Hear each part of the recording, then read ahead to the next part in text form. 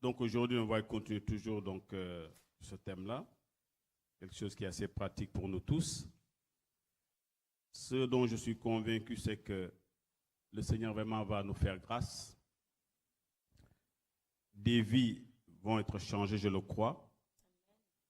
Des choses vont sortir de terre. Nous les verrons de nos propres yeux. J'en suis convaincu. Amen. Et le Seigneur va le faire. Maintenant, le plus dur, c'est que les choses se maintiennent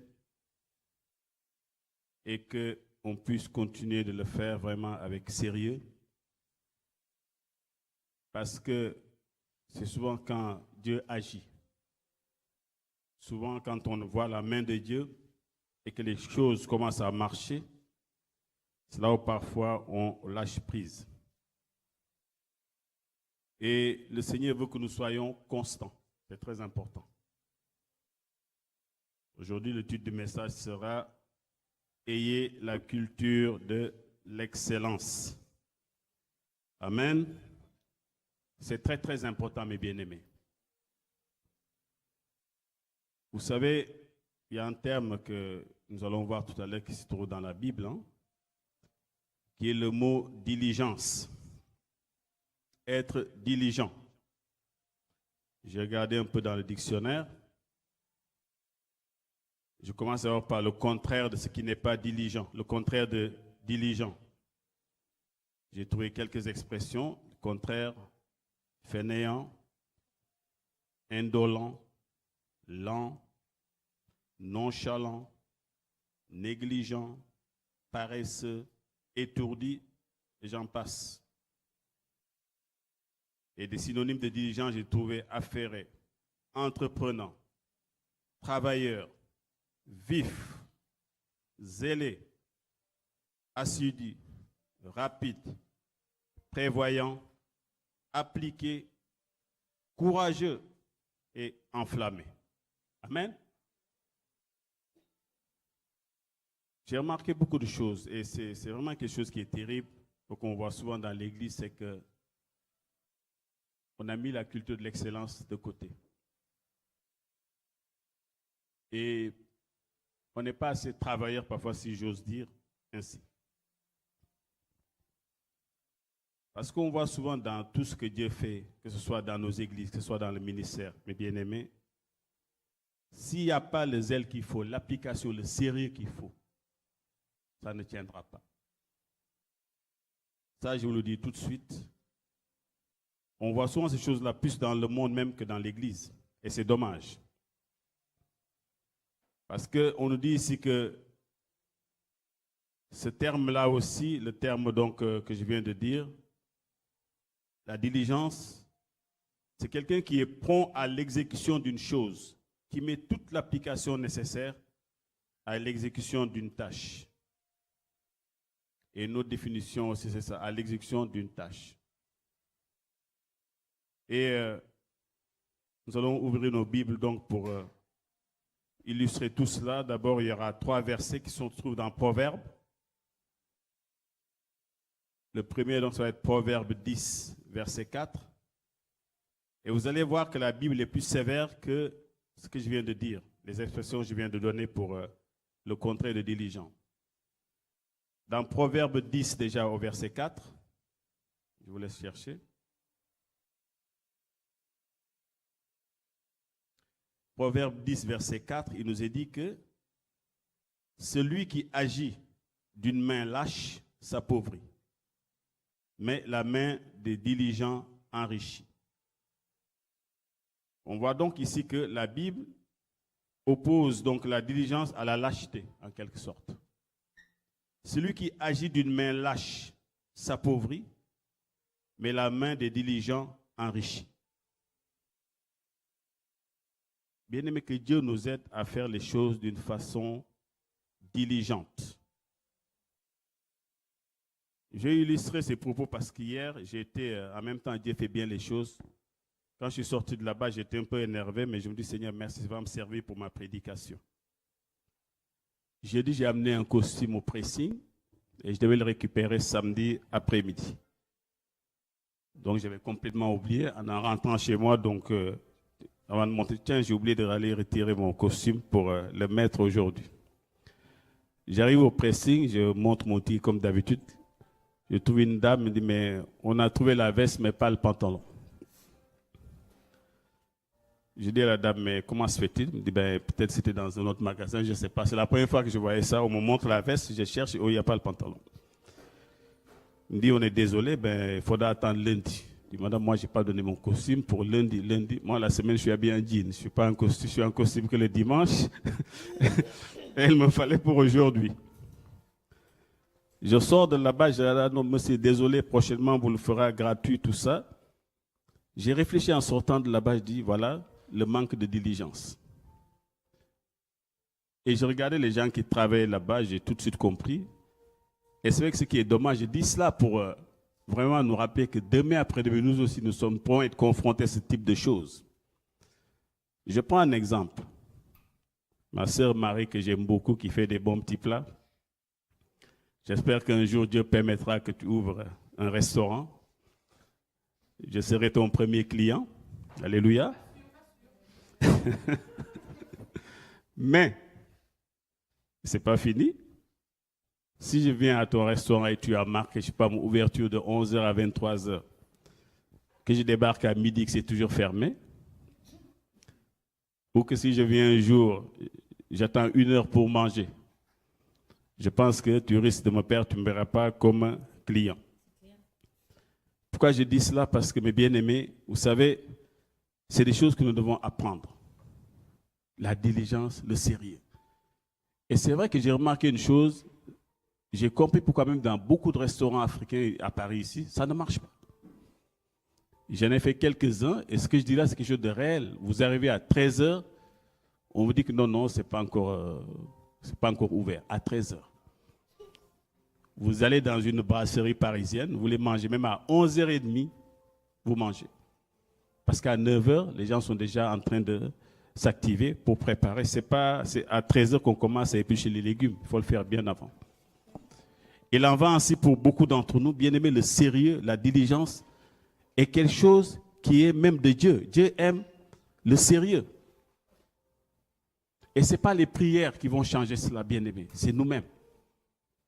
Je dis cela parce que je vois déjà les perspectives qui vont arriver. Je ne veux pas que demain, après avoir bien commencé, après que le Seigneur ait agi dans nos vies, qu'on puisse échouer après.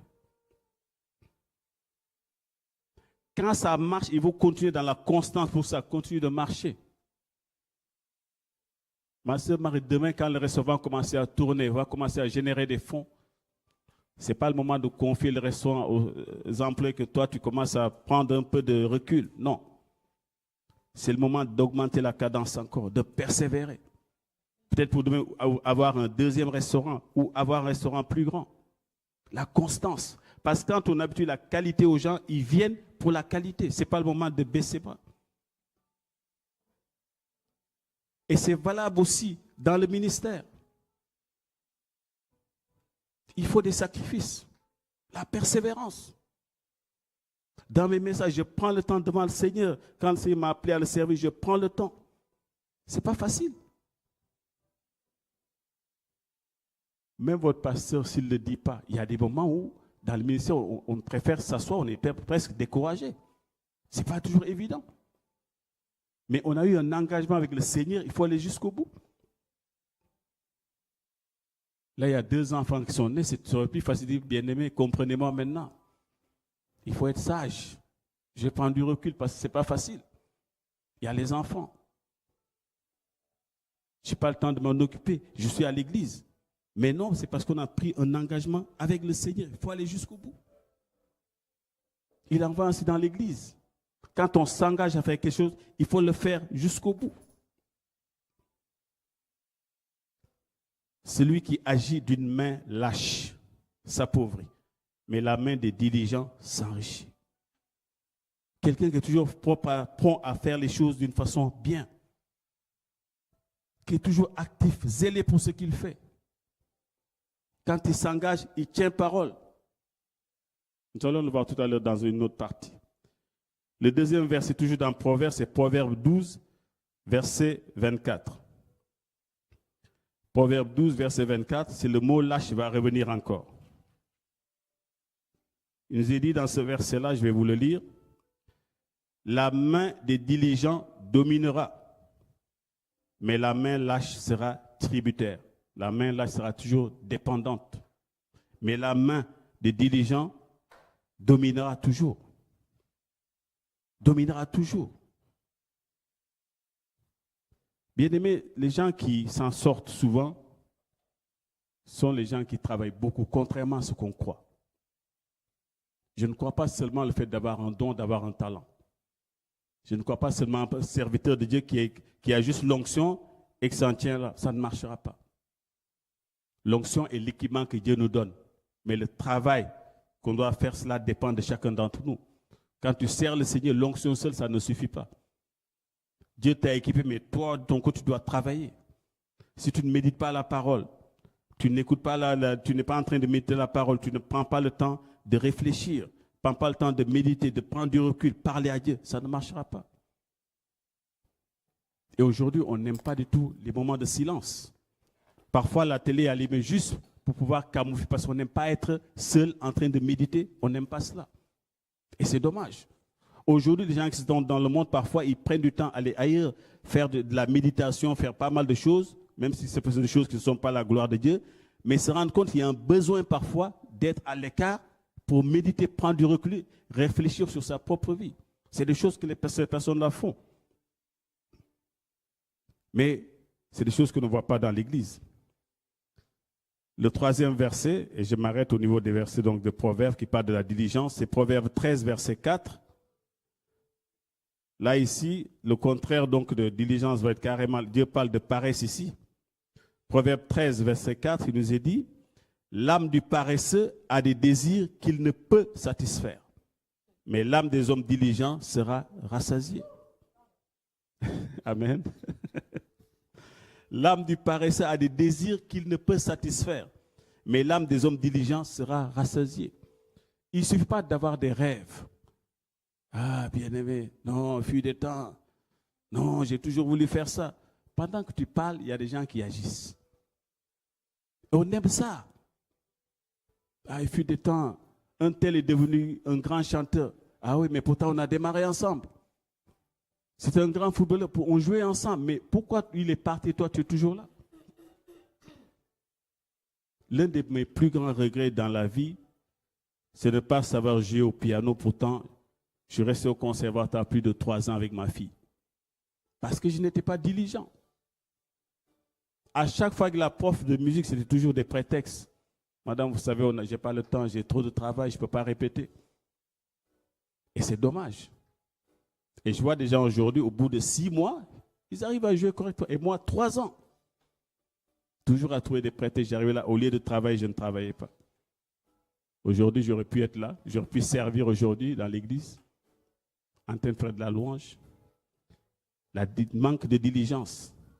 Le manque de diligence. Faire des rêves, ne jamais aller jusqu'au bout. Commencer des choses qu'on ne finit pas. C'est dommage. Et ce sont des choses qui nous attraperont plus tôt ou tard si on ne corrige pas dès maintenant. Et ce n'est pas les prières qui vont changer ça. La Bible nous dit des choses qui sont très très claires. Dans tout ce qu'on fait, on doit être vaillant. Et le meilleur exemple est notre Seigneur lui-même. Jésus-Christ était travailleur. C'est quelqu'un qui passait son temps. La Bible dit qu'il allait de lieu en lieu. Il ne se reposait pas.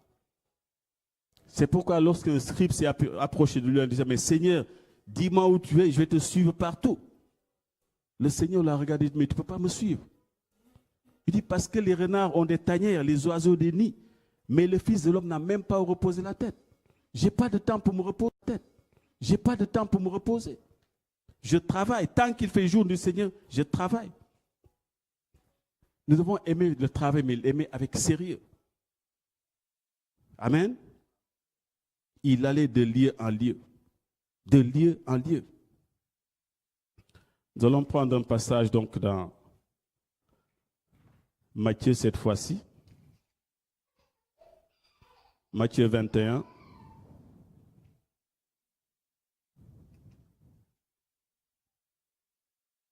À partir du verset 28.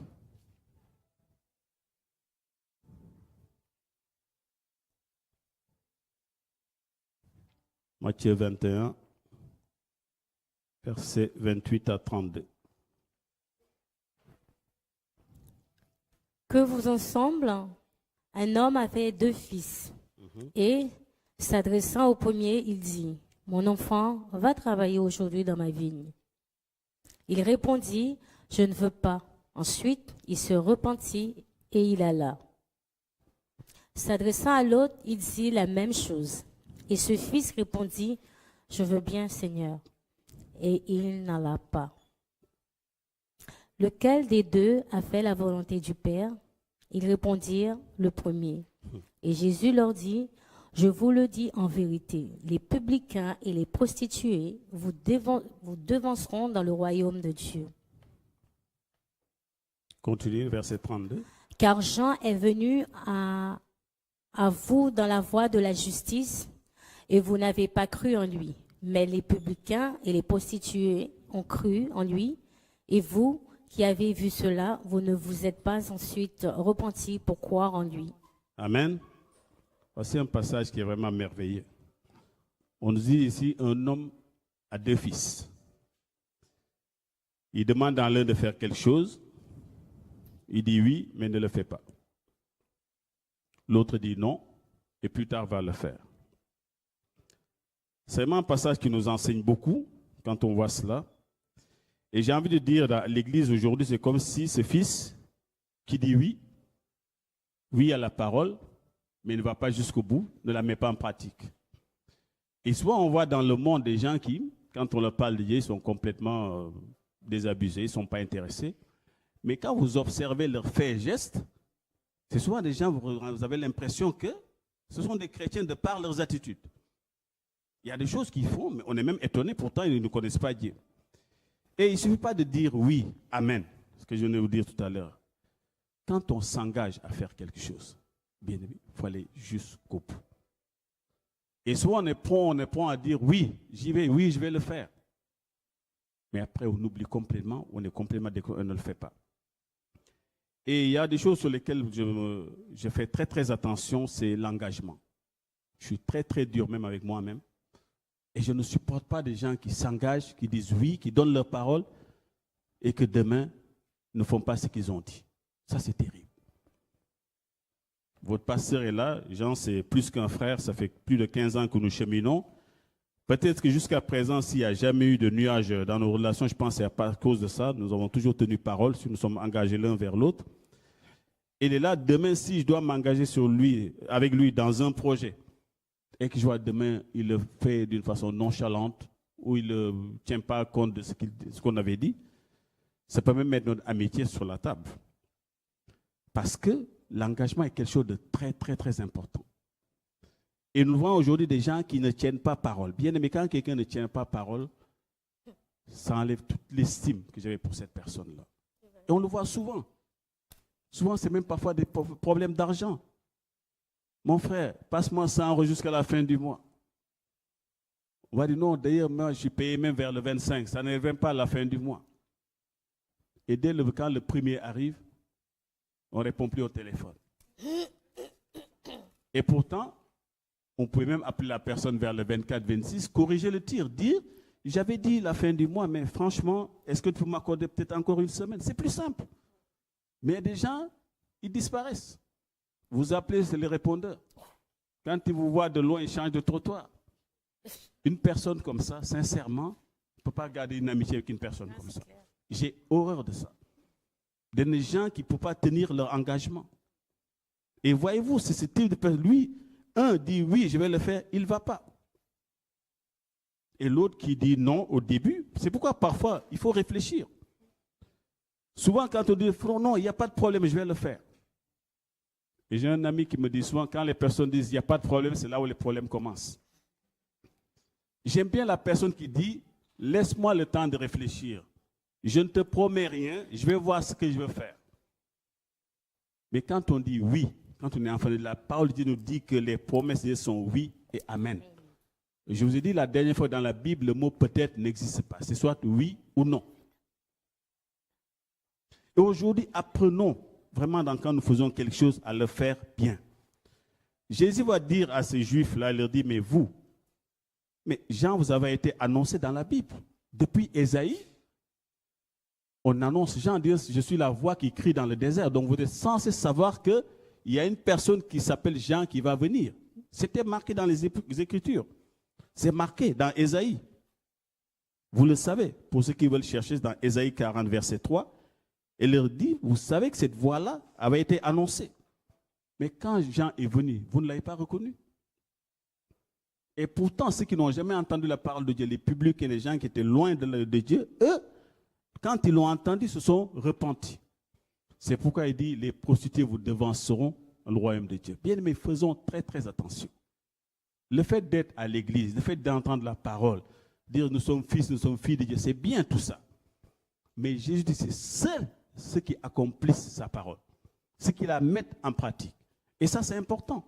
Ce passage-là, on peut aujourd'hui le mettre dans beaucoup de choses. Aujourd'hui, il parle aux publicains, il parle aux juifs en leur disant, vous dites oui, mais vous ne le faites pas. Mais aujourd'hui, on peut voir dans nos engagements, nous-mêmes, dans tout ce que nous faisons. Quand nous commençons les choses, est-ce que nous allons jusqu'au bout? C'est très, très important. Ce passage nous enseigne beaucoup de choses. Il ne suffit pas de dire oui, amen à tout. Et de ne jamais faire ce qu'on nous demande de faire. Comment voulons-nous avancer? Mon frère, est-ce que tu es là, tu es en train de chercher du travail? Non, frère, Dieu est fidèle. Non, Dieu est fidèle, frère, je suis tranquille. Mais tu vas rester là pendant 20 ans au chômage. Parce que le Seigneur bénit celui qui commence à faire quelque chose, celui qui commence à chercher, commence à travailler, à méditer sur quelque chose. Ayons de la passion pour tout ce que nous faisons, bien-aimés. On ne peut pas réussir dans quelque chose avec légèreté. C'est valable dans tous les domaines. Aussi bien spirituel, tout ce que vous voulez. Si vous ne le faites pas avec passion, vous n'allez jamais vous en sortir.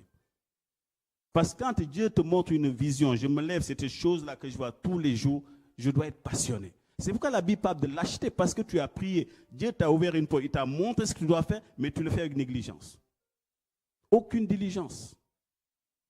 Après, ça ne marche pas. Des années passent, on vit toujours dans le passé, pourtant il suffit de temps, ça ne marchera pas. Je vous ai dit, quand vous écoutez les gens qui ont mon âge, il y a toujours des moments où ils vous diront toujours, ah, il y a 20 ans, non, vraiment, oh non, j'allais être loin. Quand vous les écoutez, c'est une vie de regret. Toujours. Et les années passent, et les années passent. Parce qu'on ne prend pas le temps de s'arrêter, de réfléchir à notre vie. Faire les choses d'une façon imparfaite, d'une façon où il n'y a aucun zèle, aucune passion. C'est le reproche que le Seigneur a fait à l'église de Laodicée. Tu n'es ni froid, ni chaud. Tu es complètement tiède, aucun zèle. La tiédeur, la nonchalance. Observez les gens de ce monde, des gens qui réussissent dans tout, que ce soit dans le ministère. Regardez-les. C'est des gens qui dorment peu. Et ils ne se sentent même pas les efforts parce qu'ils font ce qu'ils font avec passion. Dieu aime la passion. Dieu récompense ceux qui font les choses avec zèle. Tout ce qu'on fait avec zèle. Et quelqu'un a coutume de dire que la chose que tu aimes vraiment, tu le fais. Même si tu ne devais pas être payé pour cela, tu le fais quand même parce que tu aimes cela. On ne fait pas ça parce qu'on reçoit quelque chose, on le fait parce qu'on l'aime. Bien aimé, on a servi Dieu pendant des années. On n'a jamais touché un centime jusqu'à présent. Est-ce que ça nous a empêché de servir Dieu? Non. Tout ce qu'on fait, faisons, même si l'un des plus petits, faisons-le avec zèle. Il y a un métier quand j'étais étudiant dans lequel j'excellais beaucoup et j'en suis fier aujourd'hui, ça m'a beaucoup aidé. C'était le ménage. Aujourd'hui, on dit technicien de surface. Mais nous, à l'époque, on disait homme de ménage. C'était marqué mon bulletin de salaire, homme de ménage. Mais je le faisais avec passion. Il fallait voir votre frère avec la machine, l'argent qui décapait là, ça m'emmenait partout. Je ne savais même pas comment on utilisait ça. Mais au fur et à mesure, j'ai appris.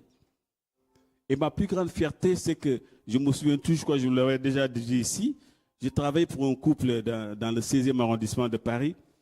Et chaque été, c'est moi qu'on envoyait là-bas, mais il fallait voir tout ce qu'ils me faisaient faire. Vous savez, là-bas, il faut que ça brille, les cuivres, les poignées, tout ça. Il faut que quand on se regarde, on voit. Et quand je partais de là-bas, ils étaient tellement contents, ils ont dit à l'entreprise que si ce n'est pas moi qui reviens l'année prochaine, ils rompent le contrat avec la société. Tellement ils étaient fiers.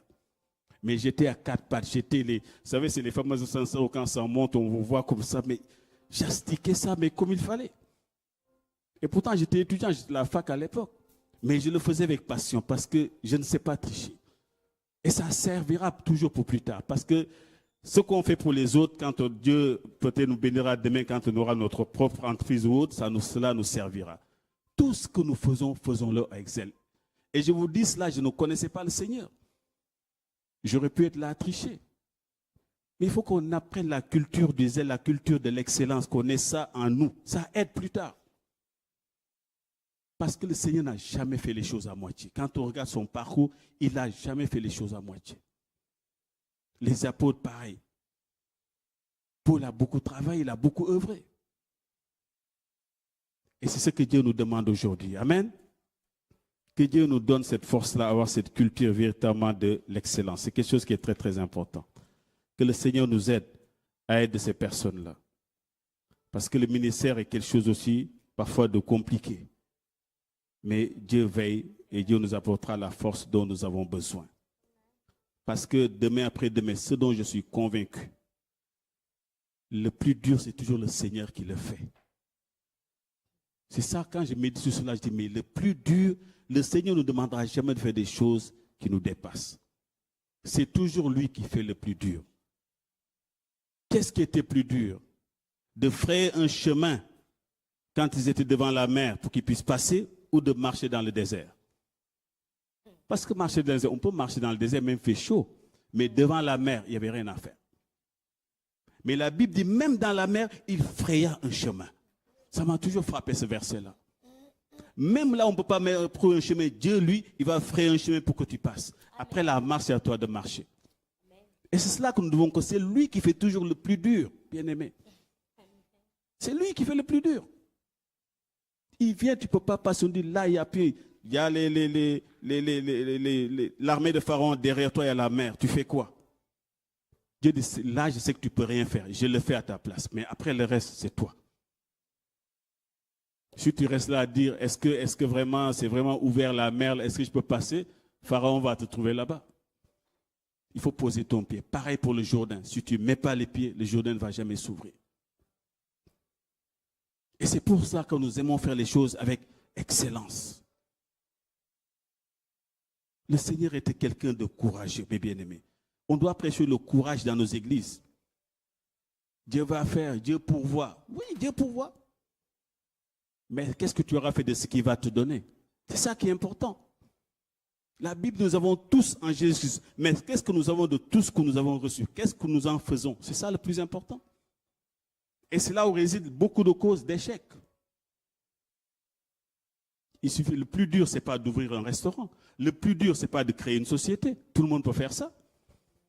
Aujourd'hui, en une semaine, la société est là. Mais après, les clients ne vont pas venir tout seuls.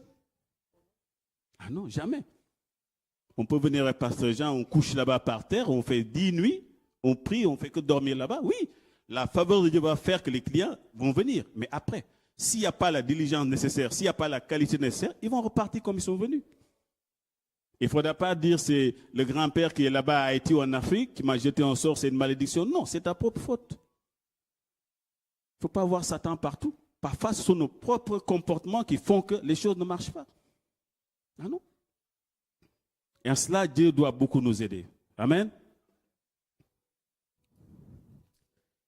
Il y a aussi, vous savez, parfois ces mots-là sont très, très brisards. Je ne sais pas pourquoi on les appelle comme ça, pourtant c'est des choses très simples. Un mot qui a un nom assez barbare qu'on appelle la procrastination. Procrastination qui ne veut rien dire d'autre que l'habitude de remettre au lendemain. C'est tout simplement ça. Remettre au lendemain ce qu'on peut faire aujourd'hui. Et là, ça c'est un gros morceau. Et ce matin, en méditant, le Seigneur m'a ramené d'ailleurs même jusqu'à l'enfance, quand on est encore petit. Vous avez remarqué une chose, quand les enfants sont en vacances et qu'ils ont des devoirs, et d'ailleurs parfois les parents sont complices sans s'en rendre compte. Quand on dit, ah non, il y a 15 jours de vacances, maman, j'ai encore 15 jours. Et on laisse couler, les vacances passent. Et comme par hasard, c'est le dimanche, la veille. Ou le lundi, on doit reprendre l'école, on commence à regarder devant, on voit que des choses qui étaient très compliquées, c'est la bagarre maintenant. Je ne comprends pas, va voir ton père, va voir ta mère. Dans la panique, on fait n'importe quoi, et pourtant, on avait 15 jours pour le faire. Pourquoi? Et ça commence, ces choses-là commencent dès cet âge-là. Et toujours, vous avez remarqué, on a cette tendance à toujours, non, on a le temps. On a le temps. On peut le faire aujourd'hui, non, on attend demain. Mais le problème, c'est que si tu attends demain, tu aurais dû faire autre chose. Tu aurais dû gagner du temps, mais tu reportes à demain ce que tu aurais pu faire aujourd'hui même. Et pourtant, Jésus-Christ est clair. Même si ça n'a pas tellement de rapport, écoutez bien ce qu'il dit. Il dit, lui, le lendemain appartient, lui, à Dieu. C'est aujourd'hui. Aujourd'hui, c'est pour toi. Mais demain, laisse ces choses demain à Dieu. Tu ne sais pas ce qui va arriver demain. Et cette culture-là est rentrée en beaucoup. Ce n'est pas seulement l'Église, c'est quelque chose qu'on est habitué à toujours reporter au lendemain, reporter au lendemain. Et ça, je me sais que c'est quelque chose que j'ai beaucoup travaillé. Ne serait-ce que parfois, on sait qu'on va faire des courses, parfois des choses qui ne sont pas urgentes, des choses qu'on a besoin peut-être dans une semaine ou deux. Pourquoi ne pas les prendre aujourd'hui? Attendre seulement 15 jours ou dire je vais attendre demain, après-demain, demain, après-demain, et on oublie beaucoup de choses. Et en cela, j'ai beaucoup aimé, si vous voyez l'attitude du jeune, le fils prodigue. La Bible dit ce jeune, il était là dans sa vie de débauche, il était là en se disant, oh mes parents sont en train de, moi je suis là en train de manger, même ce que mangent les cochons, je ne peux pas le manger. Et regardez bien l'attitude de ce jeune homme, on a déjà parlé donc ici, La Bible dit qu'il rentra en lui-même. Il s'est dit, mais c'est pas possible, qu'est-ce que je suis en train de faire ici? Il rentra en lui-même, la Bible dit, il se leva un beau matin et il partit. Regardez l'attitude là.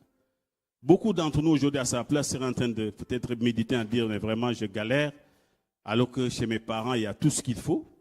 Ils seraient en train de méditer, ils rentraient en eux-mêmes, c'est bien, mais peut-être ils ne seraient jamais partis. Peut-être ils seraient levés, un pas sur le chemin, et après dire non, après tout, est-ce que papa va marquer bien comme il faut? Non, mieux vaut que je reste là. Ne jamais faire ce qu'on doit faire en temps voulu. Et ça retarde beaucoup de gens dans beaucoup de projets. Combien d'entre nous ont eu des rêves fous, les ont reportés jusqu'à ce qu'ils disparaissent complètement de l'homme?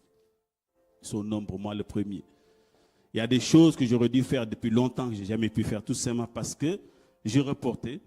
Peut-être je me dis, je ne me sentais pas prêt. Comment pouvons-nous savoir si nous sommes prêts ou pas si nous n'avons pas commencé déjà la chose? Jamais. Et tout ce qu'on est en train de faire là risque d'être annulé si nous ne commençons pas déjà à faire les choses. Combien d'entre nous avons rêvé de choses mais ne jamais commencé? Ne jamais commencé. Et c'est ma fille me le rappelle souvent parce que j'ai eu ce projet d'écriture depuis longtemps et chaque jour j'ai commencé quelques lignes. Je peux vous dire aujourd'hui, ça fait je ne sais pas combien d'années. Je suis encore à la première ou la deuxième page et c'est dommage. Il n'y a pas cette passion-là. Parce que quand on est passionné par quelque chose, mes bien-aimés, on va jusqu'au bout. Et c'est là où le Seigneur aussi nous accompagne. La procrastination. Toujours remettre au lendemain ce qu'on doit faire pour le jour même. Et c'est des choses qu'il va falloir corriger dans nos propres vies. Quand on commence quelque chose, allez jusqu'au bout. Allez jusqu'au bout. Même si ça paraît compliqué. Bien aimé, derrière les complications, on apprend. Et celui qui sait dominer les complications montre qu'il est déterminé. Parce que quand on est déterminé, on ne regarde pas aux difficultés. Je ne connais rien aujourd'hui qu'on peut avoir sans difficulté. Je ne crois pas. Je ne connais rien aujourd'hui qu'on peut avoir sans difficulté. Même pour voler, il faut être un pro, hein, ce n'est pas évident. Même pour faire des magouilles, il y a des gens qui passent le temps, comment il peut, comment on dit, dribbler les gens. Et même pour ça, il faut travailler.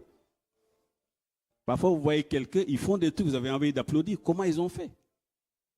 Ils viennent proprement. Tu vois, j'ai appris l'histoire de quelqu'un qui vient dans une bijouterie. Ils viennent costard cravate avec un bouquet de fleurs. C'est-à-dire des gens qui ils sont assis pour faire leur scénario. Costard cravate, bouquet de fleurs, ils rentrent dans le magasin propre sur eux.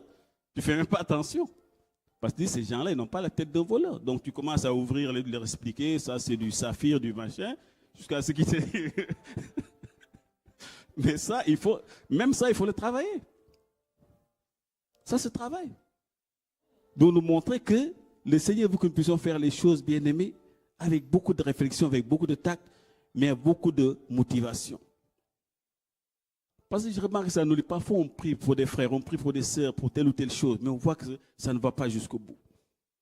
Pasteur, priez pour nous, je vais faire ça. On est tous passionnés, c'est une bonne chose, bien aimé. Dieu va faire, on prie, on jeûne, tout ça. Mais quand il faut commencer, on arrête tout. Ou on démarre les premières difficultés, on arrête. Ce n'est pas comme ça. Une église, si le serviteur lui-même n'est pas passionné par l'œuvre, si lui-même est le premier à décourager, ça ne marche pas. Si on regarde au sacrifice et on ne voit pas la finalité, on n'ira jamais jusqu'au bout. Mais c'est parce qu'on voit déjà la finalité qu'on est motivé. C'est parce que je vois la fin, je vois ce que je vais devenir, je vois ce qui m'arrivera plus tard, ça me pousse à être déterminé. Parce que je vois la fin et non les péripéties. C'est la fin qui m'intéresse.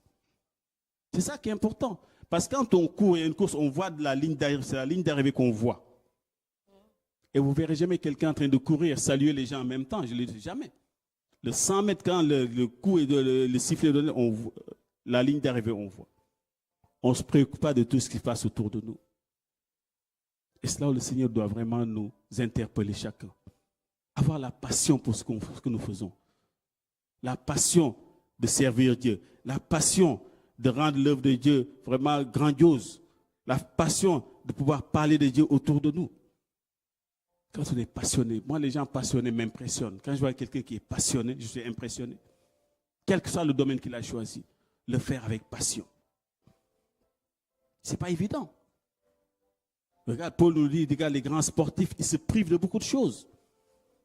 Ils aimeraient bien manger les plats que nous mangeons, mais ils ne peuvent pas.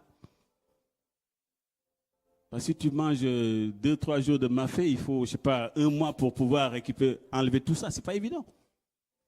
Ils se serrent la ceinture, même pendant les vacances. Après, quand ils reviennent de vacances, ils sont pesés pour savoir s'ils n'ont pas pris du poids. Ce n'est pas évident. Ils sont des hommes comme nous. Et quand ils ont été petits, ils ont mangé tous ces plats-là. Et du jour au lendemain, on dit, fini. Plus de McDo, pizza, tout ça, il faut arrêter. Salade, pâtes, tout ça. Mais il faut cela pour pouvoir tenir. Que le Seigneur nous aide encore ce matin. Et il y a quelque chose aussi qui m'a beaucoup impressionné en lisant ce passage-là. On regarde le parcours du Seigneur. C'est qu'il connaissait sa destinée, il savait où il allait. Et comme il connaissait déjà la fin, si vous regardez, tout le parcours de sa vie a été guidé par cela. Il n'a pas répondu aux provocations des pharisiens. Il n'a pas perdu son temps dans le ministère parce qu'il savait où il allait. Et quand on ramène ça à la vision aujourd'hui, quelqu'un qui a une vision, qui sait où il va, il ne se laisse pas distraire, bien aimé. C'est tellement difficile. Dit comme ça paraît facile. Se distraire, laisser distraire, c'est beaucoup de choses. Ne pas se concentrer sur sa vision, ce qu'on veut faire plus tard. Et perdre du temps. Ne pas avoir des objectifs clairs. On peut perdre facilement du temps dans des choses comme ça. Parce que quand on a des objectifs, une vision, toute sa pensée doit être concentrée là-dessus. Matin, midi, soir. Matin, midi, soir, arrosé de bonnes prières. C'est un cocktail qui réussit. Être passionné, ne pas se détourner de l'objectif. Qu'est-ce que c'est difficile pour les chrétiens? Qu'est-ce que c'est difficile? Et je ne comprends pas ces choses que le monde arrive à faire parfois facilement. Ils arrivent à le faire passionnément, facilement. Et nous avons Dieu avec nous. Nous avons cette grâce de l'avoir. Mais qu'est-ce que c'est difficile de faire les choses d'une façon excellente, d'une façon diligente. Je prenais tout à l'heure ce pressing comme illustration, mais combien de fois nous voyons des choses comme cela? Vous savez, avoir une mauvaise réputation, c'est tellement plus facile. Je vais aller dans le restaurant de Marie. Une fois, je suis arrivé en retard à 13h, je vais avoir tendance à généraliser ça. Demain, Nathalie va me dire, mais je vais aller, ah, surtout pas, ne va pas dans ce restaurant parce que la dernière fois que je suis allé, c'était encore fermé à 13 heures. Par contre, les gens qui disent du bien, c'est peu de personnes. Mais pour détruire, c'est multiplié par 40. Quand on fait quelque chose de bien, là, il y a peu de personnes, mais quand on fait quelque chose de mal, vous avez remarqué comment ça va vite. Regardez aujourd'hui les réseaux sociaux. Il y a plus de commentaires sur les mauvaises choses que sur les bonnes. Détruire la réputation de quelqu'un, c'est tellement facile. C'est pourquoi nous devons faire attention à veiller, à demeurer toujours dans l'excellence, à toujours faire les choses avec zèle. Éviter la paresse. La Bible aujourd'hui parle même de paresse. La Bible parle beaucoup de paresse. Celui qui est paresseux, la Bible dit, la pauvreté va frapper à sa porte. Vite, la pauvreté frappe à la porte de celui qui est paresseux. Rien n'est acquis, qu'on soit chrétien ou pas, rien n'est acquis dans ce monde. Il faut aimer travailler sérieusement. Et travailler, c'est vaste dans tous les domaines de notre vie. Là où Dieu nous attend faire les choses avec zèle, avec passion, avec sérieux, en sachant qu'on ne le fait pas pour que les hommes nous voient, en sachant que quand nous le faisons, c'est notre Dieu que nous honorons. On n'honore pas Dieu seulement par la parole, mais au travers de nos actes, le monde nous regarde. La Bible dit qu'enfin, qu'en voyant vos œuvres, on sache que vous êtes fils, vous êtes des fils de Dieu. Qu'au travers de vos œuvres, on puisse glorifier Dieu. C'est ça qui est véritablement important. Amen. Que vraiment la diligence soit notre partage en cette année 2018. Que nous soyons véritablement des personnes diligentes. Faisons les choses avec sérieux, avec passion. C'est vraiment quelque chose de très, très important. Nous ne soyons pas des fils qui disent oui et qui ne font pas ce que Dieu nous demande. Mais soyons plutôt des personnes, comme ce deuxième fils qui a certes dit non au début, mais qui finalement, lui, a fait ce que Dieu lui demandait. Être engagé, savoir garder ses engagements. C'est ce qui est vraiment important. C'est l'engagement qui fait que ce matin, je suis là avec vous parce que la veille, j'ai mon employé qui ne pouvait pas travailler ce week-end. Donc hier, de 5 heures du matin jusqu'à... Je suis rentré chez moi pratiquement à 22 heures. Et c'était là, juste après le culte, il faut que je parte travailler. 14 heures, 22 heures. Mais je n'ai pas appelé Jean en lui disant, frère, non, tu sais, entre-temps, non, frère, je n'aime pas cela. Parce que quand on s'engage jusqu'au bout. Quand on s'engage, et c'est avec passion. Bien aimé, cela ne me dérange nullement parce que je suis passionné de Dieu et je fais quelque chose que j'aime. Ça ne me dérange aucunement. Mais il faut que nous ayons cette culture de l'engagement. Faire les choses comme Dieu nous demandait, aller jusqu'au bout des choses. Parce que je sais que lui, il aurait fait pareil. C'est facile de trouver des prétextes. Frère, tu sais, j'habite loin. La conduite, là, parfois, tout ça, ce sont des prétextes. Il y a des gens qui dorment 2-3 heures par jour, par nuit, et ils vivent jusqu'à 80 ans. Je peux vous assurer que si vous ne passez pas vos nuits à faire n'importe quoi, passez vos nuits à méditer la parole, à réfléchir sur votre propre avenir, croyez-moi, ce n'est pas du temps perdu. Le sommeil, le corps est habitué à ce que vous lui donnez. Si vous êtes habitué à dormir 10 heures, votre corps vous réclamera 10 heures. Si vous êtes habitué à dormir 4 heures, vous dormirez 4 heures, le matin, vous serez en pleine forme. Les médecins ne sont peut-être pas d'accord avec ce que je dis. Je ne dis pas de ne pas être sage, mais croyez-moi, parfois, quand je fais les ouvertures, je me lève à 5 heures, je suis plus en forme que quand je dors jusqu'à 7-8 heures. Je peux vous assurer. Quand je me lève à 4 heures du matin, je tiens le coup, je ne sais pas comment ça se fait, mais c'est là où je suis plus en forme parce que je me lève de bonne heure. Et c'est quand je fais la grâce matinale, là, toute la journée, je suis fatigué. Allez comprendre quelque chose. Pourtant, je suis censé dormir plus. Et là, je suis fatigué. Et quand je me lève tôt, c'est là que je suis en forme. Parce que c'est bien de pouvoir passer. Vous savez que rien, même que la méditation, pour moi, c'est un travail. Ce n'est pas facile de se lever dans le silence, d'entendre, d'écouter ce que Dieu va me dire. Dans ma méditation, en ayant ma Bible en train de prier, écouter Dieu. Il faut trouver du temps. Surtout en ces temps de froid. Ou quand vous sortez des draps, c'est très très compliqué. Parce qu'il fait froid, on n'a pas envie de sortir. Et c'est là où véritablement le Seigneur nous demande d'être vigilants, mes bien-aimés. D'aimer la méditation, d'aimer être dans sa présence pour recevoir les instructions, ne serait-ce que pour la journée. Parce que notre Dieu n'est pas le Dieu du lendemain, il est le Dieu du jour même. Il est plutôt le Dieu qui nous aide pour le lendemain, mais le jour nous appartient, le jour même. C'est pourquoi chaque jour nous devons avoir une portion de ce qu'il doit nous dire et une portion aussi de sa parole pour nous aider à aller de l'avant. Donc vraiment, pour toujours ce cadre de 2018, comme on a dit la dernière fois, que nous puissions continuer et que vraiment, d'ici quelques mois, comme je l'ai dit, que nous puissions, chacun puisse témoigner des premières choses qu'il commence à voir, des choses qu'il commence à sentir. Vous savez, quand ça commence à aller bien, quand vous sentez, c'est comme si vous sentez en vous-même quelque chose de très très fort. Dans le monde, on dirait des ondes, mais je ne dirais pas ça. Vous sentez que c'est comme si rien ne peut plus vous résister. En moi, vous sentez irrésistible. Vous sentez que, je ne sais pas pourquoi les gens vous disent, mais ça va marcher. Je ne sais pas si vous avez déjà eu cette sensation, vous êtes là en train de faire quelque chose, mais vous sentez que vous êtes en train de toucher le but. Vous ne savez pas comment ça se passe, mais vous sentez que vous êtes sur le bon chemin. Il y a une forte conviction en vous qui fait que vous me dites, je commence à toucher au but. Je sens que les choses commencent à bouger. Et pour ça, il faut avoir aussi un mental fort, une foi forte avec notre Seigneur. Et c'est pourquoi je parle de diligence aujourd'hui, c'est parce que je sais, je suis convaincu que les choses vont être développées, que les choses vont fonctionner pour chacun d'entre nous. Mais ce qui m'inquiète, c'est de pouvoir faire perdurer les choses, qui est la constance, le sérieux jusqu'au bout. C'est pourquoi la Bible nous parle de ce matin de diligence, être diligent, prompt à faire les choses, les faire avec rigueur, avec sérieux. Et vous avez un homme de Dieu qui est ici, qui est rigoureux. Il dit, ça fait plus de 15 ans, pratiquement 15 ans que nous cheminons ensemble. Je n'ai jamais vu une faiblesse, une nonchalance en lui. Ne pas faire les choses à moitié, je n'ai jamais vu cela en lui.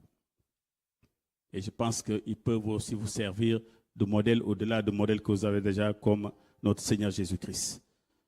La Bible, Paul dit, imitez-moi comme moi-même je suis imitateur de Christ. Et quand vous avez un pasteur qui a la passion, le zèle de l'œuvre de Dieu, je pense qu'il doit aussi vous communiquer cela. Ça doit être aussi votre partage. Ce matin, vraiment, ma prière est que nous soyons des hommes et des femmes diligents. Que nous apprenons la diligence, la culture de l'excellence. Ça ne doit pas être seulement propre à d'autres et pas à nous. Parce que le Seigneur nous a communiqué cela au travers de sa propre vie. Il n'a jamais fait les choses à la légère. Ce matin, je souhaiterais que vraiment que nous puissions, chacun d'entre nous, rentrer en soi-même. Que nous puissions voir là où nous sommes arrêtés. Pourquoi? Des choses ont été commencées, n'ont jamais été jusqu'au bout. Des projets ont été commencés, n'ont jamais été jusqu'au bout. Nous avons peut-être dit des choses, promis des choses, mais nous n'avons pas accompli. Si le Seigneur nous le rappelle, soyons comme ce deuxième fils qui a dit non d'abord, mais qui s'est repenti, et après il a dit oui. C'est pourquoi le Seigneur parle ici, dit, les prostituées vous devanceront dans le royaume, dit, parce qu'eux, au début, ils n'étaient pas du tout sur le chemin, sur les voies du Seigneur, mais quand ils ont entendu Jean, ils sont repentis, ils ont reconnu que Jean était envoyé de Dieu. Amen. Que cela soit véritablement notre partage ce matin. Parce que cela va vous aider dans vos propres vies, mais aider aussi dans la vie de l'Église. Parce qu'il n'y a pas deux vies, il n'y a pas une vie dans le monde et une vie dans l'Église. Quiconque pense cela se trompe lui-même. On n'est pas deux, on est un. On n'est pas deux, on est un. La même personne qu'on voit dans l'Église, c'est la même personne qu'on doit voir en dehors de l'Église. Il ne doit pas y avoir deux personnes. Donc quand je parle de la vie de Dieu, je ne dissocie pas de la vie, je parle du chrétien. Je ne parle pas de quelqu'un, je parle du chrétien qui doit être entier. La Bible nous dit de ne pas avoir l'âme partagée. On ne peut pas avoir une âme qui est partagée. L'âme, elle est une. Amen. Et que ce matin, au-delà des projets, au-delà de tout ce que nous voulons faire, que Dieu nous mette à cette culture de faire les choses avec excellence, avec brio. Et nous devons être d'autant plus fermés parce que nous sommes des exemples. La Bible dit que nous sommes le sel de la terre, la lumière du monde. Et si nous sommes une sel qui n'a plus de goût, nous ne servirons plus à rien. Amen. Que vraiment le Seigneur nous aide ce matin. que la paresse, la négligence, la nonchalance ne soient pas notre partage, mais que nous soyons plutôt des hommes et des femmes travailleurs, prévoyants, courageux, enflammés, zélés, appliqués dans tout ce que nous faisons. Beaucoup d'échecs bien-aimés au-delà de l'ennemi viennent plutôt de là-bas. Moi, je le crois de tout mon cœur. Le Seigneur a déjà mis sa main dans beaucoup de choses. Il a béni. Et quand nous échouons, regardons à nous-mêmes. Je ne dis pas que l'ennemi ne peut pas mettre sa main, mais regardons d'abord à nous-mêmes. Si nous avons fait les choses avec diligence. Après le reste, nous laissons entre les mains du Seigneur. Amen. Nous allons prier. Alléluia. Seigneur, que ton nom soit béni ce matin. Que ton nom soit glorifié. L'âme du passeur a des désirs qui ne peut satisfaire, mais l'âme des hommes diligents sera rassasiée. L'âme des hommes diligents sera rassasiée. C'est la Bible qui le dit. Quelqu'un est diligent, il sera rassasié parce qu'il ne déçoit pas Dieu. Il ne déçoit pas aussi les gens à qui il en face. Il fait l'œuvre de Dieu, il glorifie Dieu au travers de sa propre vie. Et quand cela, il est en accord avec la parole de Dieu, et Dieu forcément vient de son côté. Seigneur, ce matin, je veux vraiment encore te rendre grâce. Nous sommes dans une perspective, Seigneur, où tu veux vraiment faire entrer chacun de nous dans ce que tu as prévu depuis que nous t'avons connu, avant même que nous t'ayons connu, des choses que tu avais déjà révélées.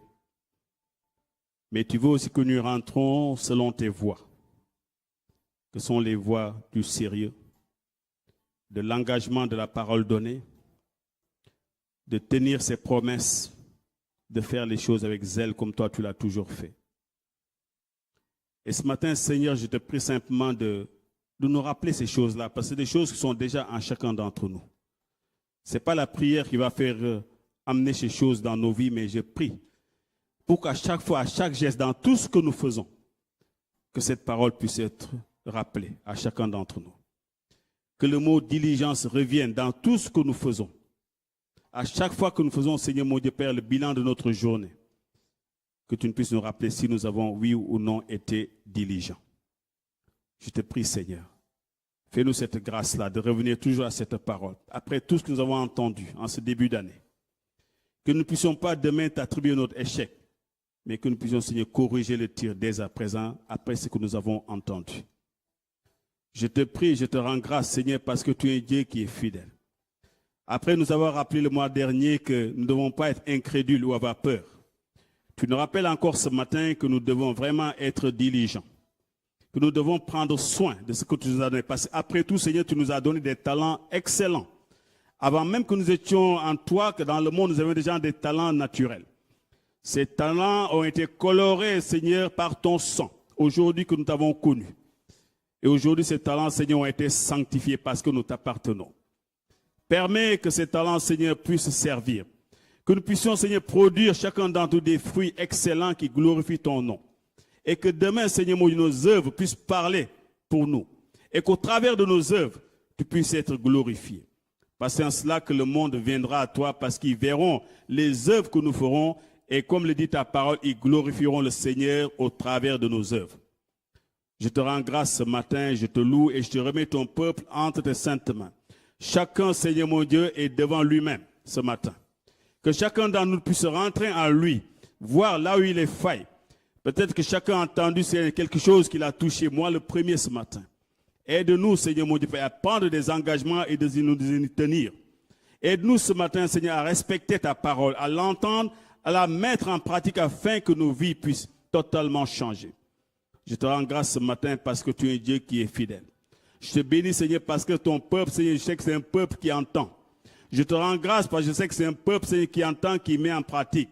Je bénis, Seigneur, ton troupeau ce matin. Que cette parole, Seigneur, qui a été entendue ce matin, que cette parole continue de résonner dans nos cœurs. Afin que, Seigneur mon Dieu, chaque fois que nous nous levons, que nous puissions dire, est-ce que nous avons mis cette parole en pratique. Je te rends grâce ce matin, je te bénis, je te loue de tout mon cœur. Et je te laisse ton peuple entre tes saintes mains ce matin, que cette parole soit ancrée profondément dans nos cœurs, afin que toutes nos entreprises, Seigneur, qu'elles soient spirituelles, qu'elles soient matérielles, financières et que j'en sache, que toutes ces entreprises, Seigneur, soient pour ta seule gloire. Je te loue ce matin, je te rends grâce et je te livre, Seigneur mon Dieu, nos vies. Merci, Seigneur mon Dieu Père, de ne pas faire de nous seulement des entendeurs, des personnes qui entendent, mais Seigneur qui oublient. Que nous ne soyons pas des auditeurs oubliés de ta parole, mais que nous soyons des personnes actives, des personnes promptes à exercer ce que nous entendons, Seigneur. Que nous n'attendons pas le lendemain, que dès aujourd'hui même, puissions commencer à travailler. Et que cette parole, Seigneur, puisse commencer à travailler nos cœurs. Je te bénis ce matin, je te rends grâce. Que ton nom soit béni, glorifié. Au nom de Jésus-Christ de Nazareth. Amen.